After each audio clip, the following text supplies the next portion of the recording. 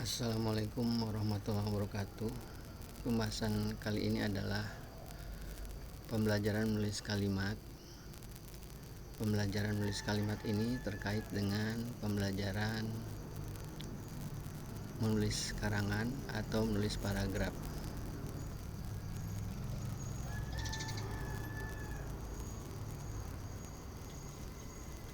Pada pembelajaran menulis paragraf, guru akan membimbing siswa untuk menulis dulu di papan tulis dengan langkah seperti ini. Yang pertama adalah memilih tema, kemudian meminta siswa untuk menulis di papan tulis. Yang ketiga, memenuhi papan tulis dengan kalimat yang dibuat siswa. Dan yang keempat, menilai kalimat yang dibuat siswa di papan tulis. Ketika memilih tema, guru bisa memilih sejumlah tema, tetapi mungkin guru menghindari tema yang klise seperti berlibur ke rumah nenek. Mungkin tema itu klise dan membosankan. Tema yang dipilih misalnya toleransi mazhab. Tema ini penting karena tema ini merupakan upaya agar bangsa Indonesia bisa menghindari pemaksaan mazhab atau tidak menerima mazhab lain atau penyerangan terhadap mazhab lain. Tema berikutnya misalnya tema toleransi orientasi politik.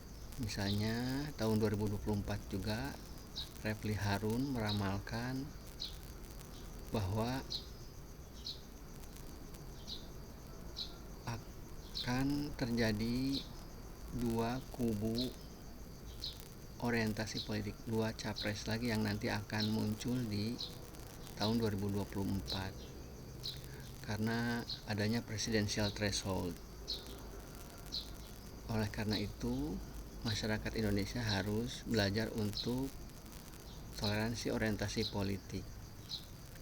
Tema berikutnya yang menarik adalah tema jual beli daring. Tema ini sangat penting karena masyarakat Indonesia senang untuk belajar hal yang baru. Di samping itu, pengguna media sosial atau pengguna gawai di Indonesia itu sangat tinggi. Dan masyarakat Indonesia berpotensi untuk melakukan jual beli daring. Misalnya menjual barang-barang yang hanya satu kali digunakan, menjual barang-barang yang sudah tidak terpakai lagi, atau menjual barang-barang yang tidak pernah digunakan. Tema berikutnya yang menarik adalah tema kekayaan alam. Karena Indonesia adalah negara yang kaya, oleh karena itu diperlukan upaya untuk mengolahnya, baik modalnya maupun kemampuan mengolahnya, bekerjanya. Kemudian tema yang menarik berikutnya adalah bencana alam. Tema ini juga menarik karena masyarakat kita harus belajar untuk menghindari bencana alam. Kemudian tema menarik berikutnya adalah cita-cita. Tema ini penting karena anak-anak kita akan didorong untuk mempunyai cita-cita yang bagus, bukan cita-cita yang buruk. Misalnya cita-cita untuk menjadi orang yang berguna, cita-cita untuk menjadi orang yang pandai, atau cita-cita mulia lainnya. Jangan sampai anak-anak kita terdorong untuk mempunyai cita-cita yang buruk, misalnya mencuri atau menjadi pejabat yang korup. Tema berikutnya yang menarik adalah tema yang ada dalam berita aktual daring. Tema ini sangat menarik karena masyarakat kita Karena Indonesia adalah salah satu pengguna media sosial terbesar di dunia, juga pengguna ponsel pintar terbesar di dunia. Dengan begitu, berita-berita yang beredar di ponsel pintar pun atau di gawai pun sangat banyak yang bisa diterima. Kemudian tema yang menarik berikutnya adalah mencegah hoax. Misalnya ini juga di media sosial yang beredar di masyarakat, yang ada di masyarakat. Mencegah hoax ini juga untuk menentukan siapa musuh yang sebenarnya dan mencegah menyerang kawan sendiri. Tema berikutnya yang menarik adalah kebencian pada kejahatan. Misalnya pada tindak korupsi, penipuan, kebohongan, dan kejahatan-kejahatan lainnya. Kemudian tema berikutnya yang menarik adalah teknologi, misalnya sepeda listrik atau aquaponik. Tema berikutnya yang menarik misalnya sistem pemerintahan atau demokrasi dan keunggulannya dibandingkan dengan sistem kerajaan atau khilafah. Ini juga merupakan tema yang menarik untuk didiskusikan dengan siswa. Siswa bisa memilih salah satu tema ini untuk dikembangkan menjadi karangan. Setelah siswa memilih tema, siswa dapat menuliskan kalimatnya di papan tulis. Ini bisa dilakukan dengan cara acak misalnya, atau dari bangku satu ke bangku yang lainnya, atau berdasarkan daftar kehadiran. Kemudian siswa harus memenuhi, papan tulis harus dipenuhi oleh kalimat-kalimat yang dibuat oleh siswa. Barulah kemudian guru menilai kalimat yang dibuat oleh siswa di papan tulis. Hal ini disebabkan guru tidak boleh menyalahkan hanya satu siswa saja atau menyalahkan seorang siswa yang menyebabkan siswa menjadi rendah diri. Penilaian pembelajaran kalimat di papan tulis adalah seperti ini.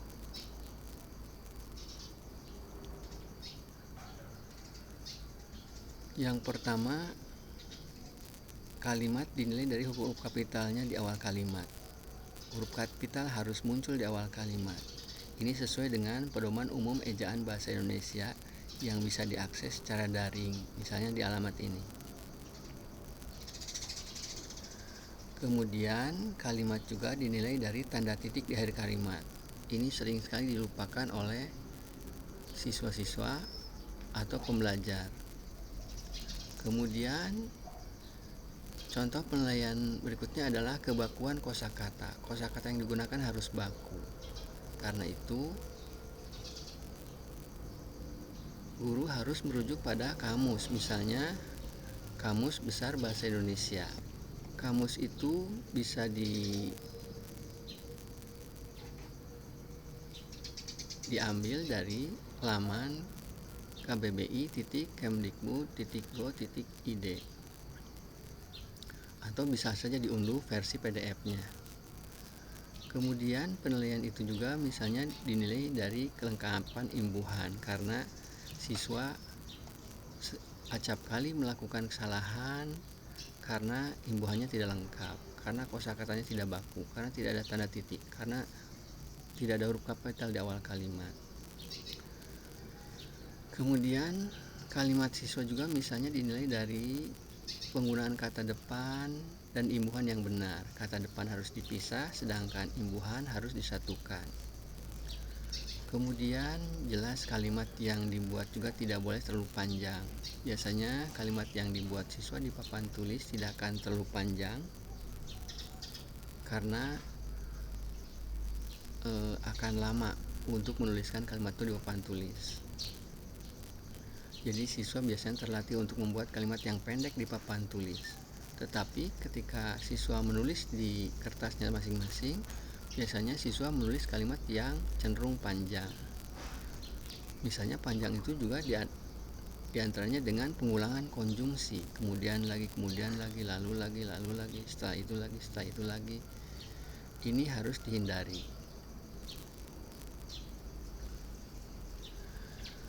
Kemudian guru bisa juga memberikan pembelajaran kalimat. Misalnya ada kalimat aktif pasif, kalimat berdasarkan kategori predikat, pola kalimat, kalimat berdasarkan ketransitifan, dan kalimat majemuk. Kalimat berdasarkan kategori predikat ada kalimat verbal, nominal, adjektifal, numeral, dan kalimat frase preposisional. Pola kalimat itu ada 8, tetapi dengan memahami 4 saja, maka akan bisa memahami ke-8 berikutnya, hanya dengan menambahkan keterangan. Kalimat berdasarkan ketransitifan ada 4, yaitu kalimat transitif, intransitif, semitransitif, dan bitransitif.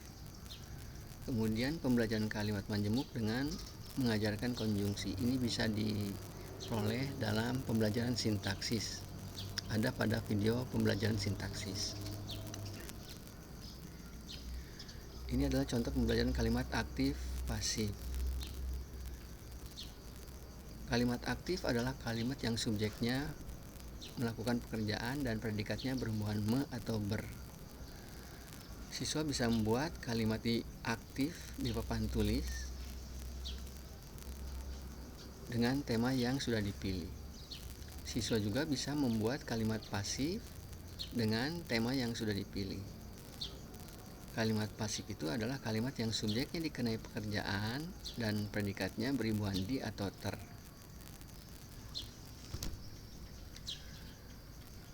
Kalimat yang bisa ditulis siswa juga adalah kalimat dengan kategori predikat, misalnya kalimat verbal, nominal, adjektifal, numeral, frase preposisional.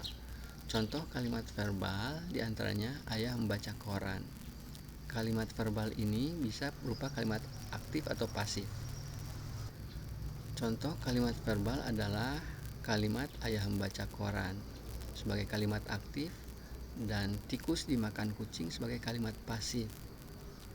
Contoh kalimat nominal adalah kalimat yang predikatnya kata benda, misalnya saya guru, saya subjek, guru predikat. Predikat ini adalah predikat kata benda.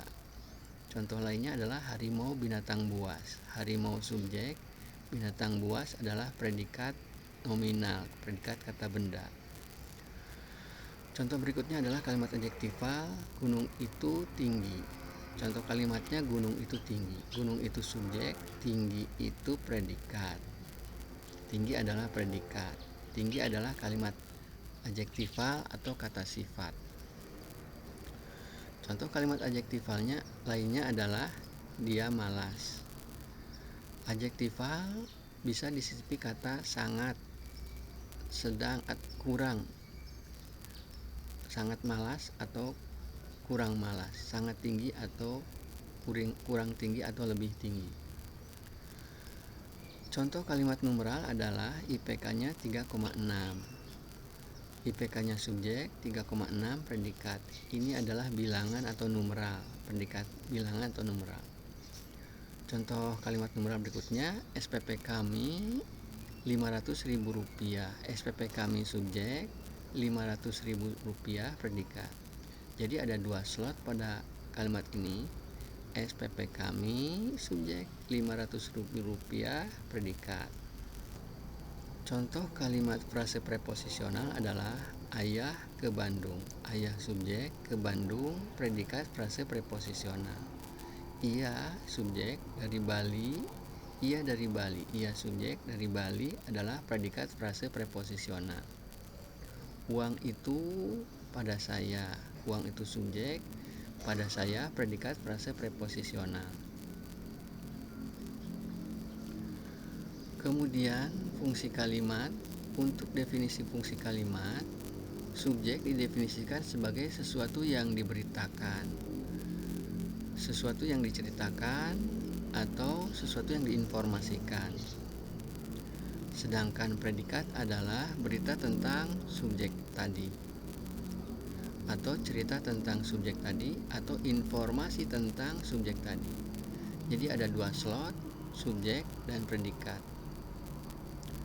Kemudian slot berikutnya yang bisa dipelajari adalah objek. Objek adalah didefinisikan sebagai kalimat berobjek harus bisa dipasifkan. Kemudian pelengkap didefinisikan sebagai kalimat berpelengkap tidak bisa dipasifkan. Kemudian keterangan didefinisikan sebagai fungsi yang dapat berpindah atau dapat dihilangkan.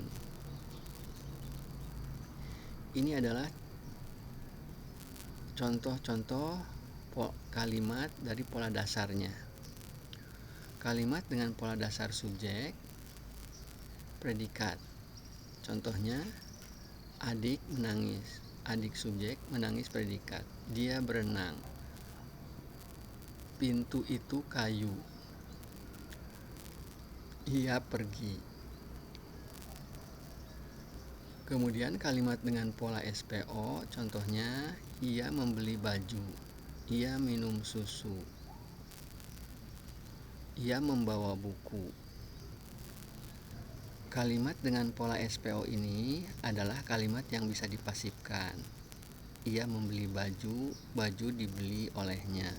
Ia minum susu, susu diminum olehnya. Ia membawa buku, buku dibawa olehnya. Jadi objek adalah fungsi yang kalimat berobjek itu bisa dipasifkan. Sedangkan kalimat berpelengkap tidak bisa dipasifkan. Contohnya, adik menangis. Kalimat ini tidak bisa dipasifkan. Dia berenang. Ini tidak bisa dipasifkan. Dia tertawa. Ini juga tidak bisa dipasifkan. Kalimat berimbuhan ber cenderung tidak bisa dipasifkan dan mungkin hanya berpelengkap. Misalnya, adik menangis terseduh-seduh.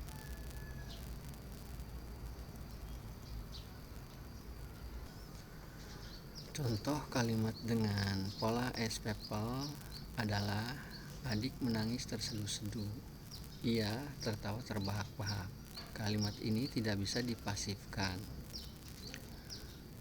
Contoh kalimat berikutnya misalnya, ia menjadi presiden atau dia bermain bola.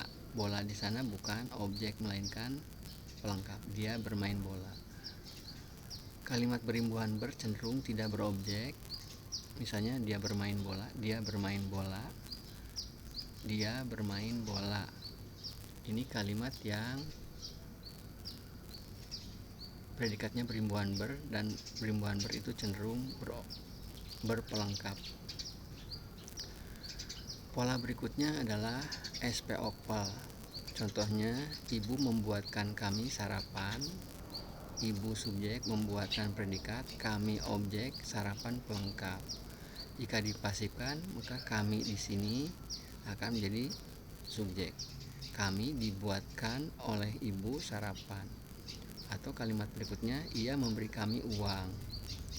Kami di sini objek dan uang pelengkap. Jika dipasifkan, kami diberi olehnya uang. Kalimat berikutnya yang ke-5 sampai ke-8 adalah sebagai berikut.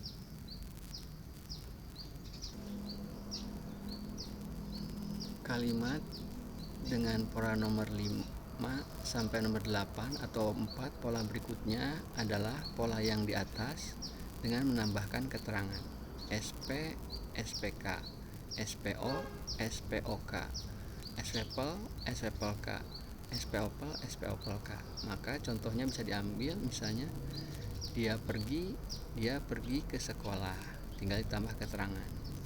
Dia membeli baju kemarin ini adalah keterangan. SPPL, adik menangis terseduh-seduh. Pagi itu keterangan, adik menangis terseduh-seduh. Di sini keterangannya ditempatkan di awal kalimat. Jadi sebenarnya polanya KSPPL. Jadi bisa, karena keterangan bisa berpindah posisinya. Kemudian pola berikutnya adalah SPOPLK. Contohnya, setiap pagi ibu membuatkan kami sarapan. Setiap pagi adalah keterangan. Ibu membuatkan kami sarapan, SPOPL, kemudian tambah keterangan setiap pagi. Setiap pagi ini bisa ditempatkan di awal ataupun di akhir kalimat. Guru bisa meminta siswa untuk membuat kalimat-kalimat dengan pola seperti ini di papan tulis dengan tema yang sudah dipilih. Misalnya temanya kekayaan alam, atau tema demokrasi, atau tema berita aktual.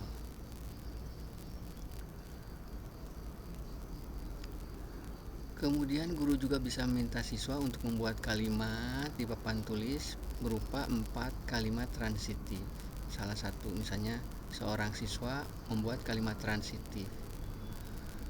Ketransitifan ini berarti adalah kalimat ini merupakan kalimat yang verba atau kata kerja. Kalimat verbal. Verbal transitif, verbal intransitif, verbal semi-transitif, dan verbal bitransitif. Contoh kalimat verbal transitif adalah ia membawa buku. Membawa ini verba dan verba transitif, yaitu harus berobjek. Kalimat transitif itu harus berobjek. Jadi tidak bisa kalimatnya berhenti ia membawa. Hal ini berbeda dengan kalimat intransitif, yaitu tidak mungkin berobjek. Misalnya ia bercermin, ia tertawa, ia menangis, atau ia berenang.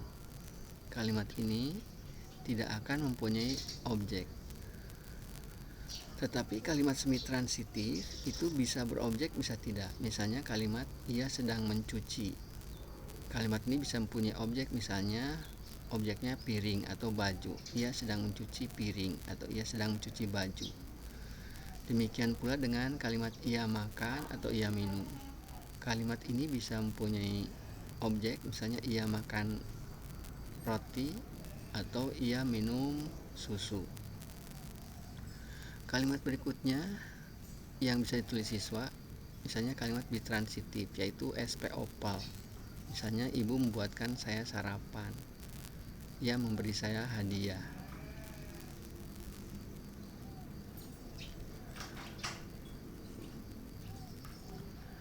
Kalimat berikutnya yang bisa diajarkan adalah kalimat majemuk.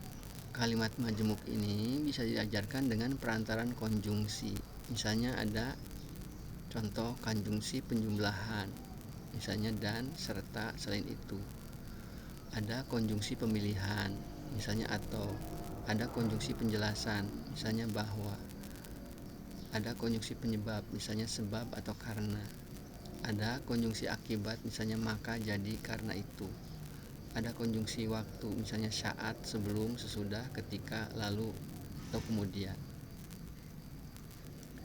Ada konjungsi penguatan, misalnya bahkan dan malah. Ada konjungsi pertentangan, misalnya tetapi, meski, walau, namun. Ada konjungsi syarat, misalnya jika, kalau, atau bila. Ada konjungsi pengandaian, misalnya seandainya, andai kata, andaikan, atau andai. Ada konjungsi pembatasan, misalnya kecuali. Misalnya siswa bisa membuat kalimat dengan konjungsi karena. Ia tidak sakit karena ia tidak pergi karena ia sakit. Ia tidak pergi karena ia sakit. Itu adalah kalimat majemuk. Atau kalimat berikutnya, ia kalimat dengan konjungsi akibat. Contohnya, ia sakit maka ia tidak pergi ke sekolah. Itu adalah contoh dengan konjungsi akibat. Contoh kalimat dengan konjungsi waktu, misalnya saat ia pergi bapak datang, dan seterusnya. Ini adalah pembelajaran. Siswa menulis kalimat di papan tulis, kemudian guru mengevaluasi kalimat-kalimat yang dibuat oleh siswa itu. Ini adalah pembelajaran agar kalimat yang dibuat oleh siswa bagus, dan setelah itu barulah siswa diminta untuk membuat paragraf di buku masing-masing. Demikian pembelajaran menulis kalimat. Terima kasih. Wallahul muwaffiq ila aqwamit thoriq. Wassalamualaikum warahmatullahi wabarakatuh.